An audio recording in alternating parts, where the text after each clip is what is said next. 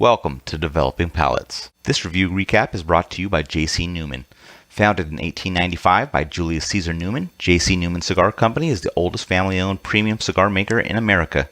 J.C. Newman rolls its El Rolage, factory throwouts, and Trader Jack's cigars by hand-operated vintage cigar machines at its historic cigar factory in Tampa, Florida. It also hand-rolls its Brick House, Perla del Mar, El Baton, and Quorum cigars at the J.C. Newman Pinza Cigar Factory in Esteli, Nicaragua. J.C. Newman's Diamond Crown, Maximus, Julius Caesar, and Black Diamond cigars are handmade at Tabacalera A Fuente in the Dominican Republic.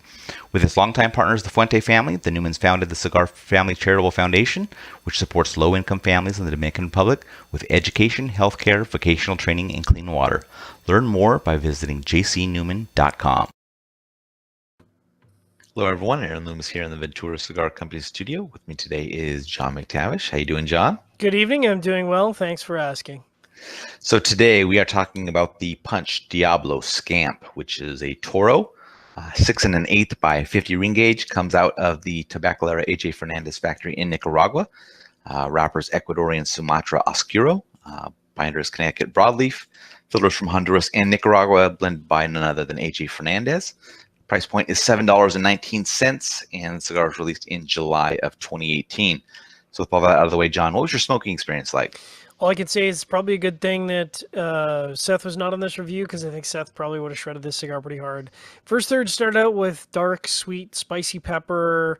Retrohale was a little bit more subdued before becoming immediately pepper full body, which I kind of expected from a broadleaf. So the fact that I didn't get it immediately out of the gate was surprising to me, but it was there. Sweet cedar in the mid palate, post-draw leather, really all the hallmarks of Connecticut broadleaf.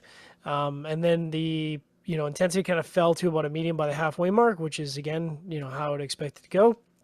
Weirdly, things kind of fell off the wagon, as it were, in that bottom half of the first third. The profile it was like, and I put it in my review, that it was like bubblegum. You've been chewing bubblegum and like all the flavor just, boom, it's gone. And that's what happened. All the flavor just kind of disappeared. So carrying into the middle third, what I was getting was maybe a little bit of sweetness, maybe a little bit of cedar. That's it. And some dry mouthfeel. So, like, it was all right. It wasn't offensive, but it wasn't anything special. And then similar profile in the last third, with maybe the only difference being a little bit of mild pepper at the end of the draw. So disappointing, to say the least. Connecticut broadleaf is a great tobacco, and I've seen the fields, and the tobacco they harvest in Connecticut Valley is phenomenal. So, really promising start, but didn't end up that way. In terms of burn and construction, I rated the burn as perfect. Really could not have asked for a better burn, which is ironic when I get to the next point.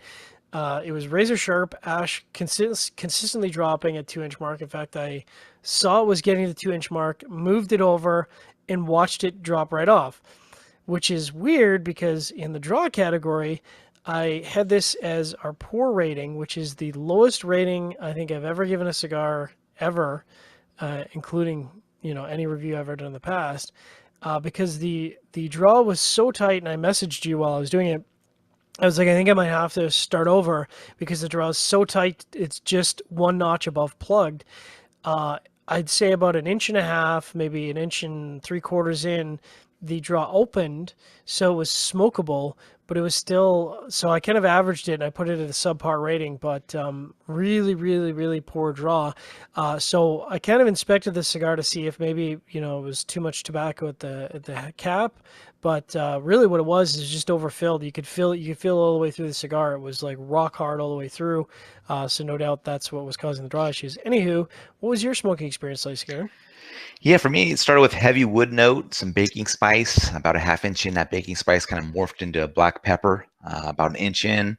Light creaminess joins the profile. Pepper has eased up a little bit. Retrohale's got the wood and the cream with a combination of baking spice and black pepper there. Then a little further in, that cream transitions over to mustiness. And as the first third's wrapping up, some dry earth joins in with the heavy wood, the mustiness, and the light black pepper. Strength was slightly above medium. Then getting into the second third, kind of continues on with that profile from the previous third. About 1/2 inch in, that dry earth was equal with the wood, while the mustiness was right behind the right behind that, and the pepper was really faint. Retrohale consisted of the wood, the dry earth, and the mustiness. And as the second third is wrapping up, the dry earth are taking the lead over the wood. Mustiness was slightly behind as the black pepper was still pretty faint. Strength bumped up to medium full. And the final third profile is pretty drying. Dry earth kind of leading the profile still. About a half inch in, a little bitterness joins in. Retrohale's got that dry earth, wood, mustiness, and a little bit of a vegetal note there. And then about 1.25 inches of that vegetal note made its way into the mouth draws. As the cigar wrapped up, profile was wood, dry earth, mustiness with the bitterness and the vegetal notes there.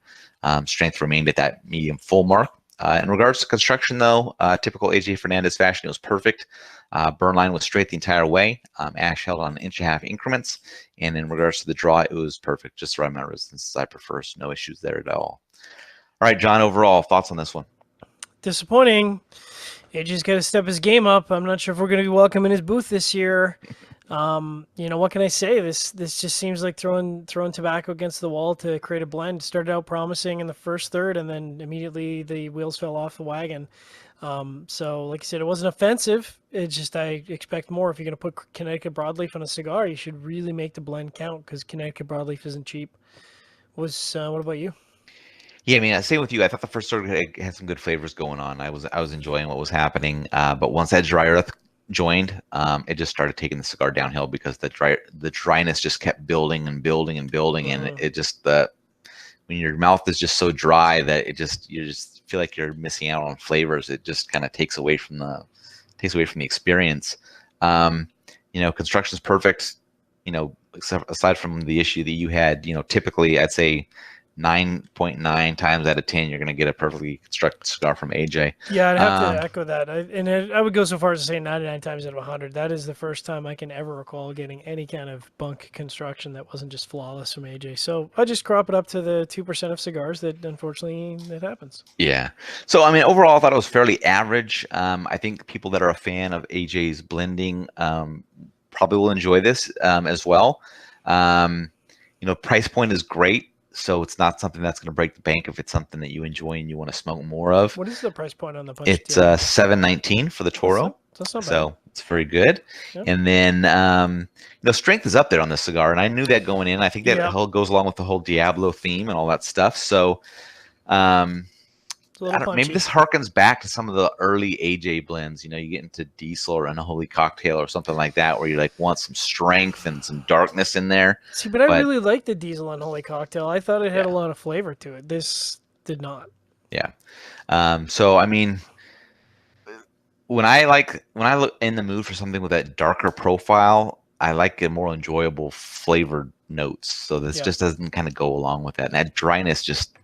Nah, man, that's one of the unforgivable things for me in a profile when it just gets too dry that you're like, my mouth's too dry, I can't taste stuff. So stop, No so I'm probably not going to return to this cigar. I know there's a lot of people out there that like it, but it's not one for me. So I'd smoke another one if somebody handed it to me, but I wouldn't seek it out.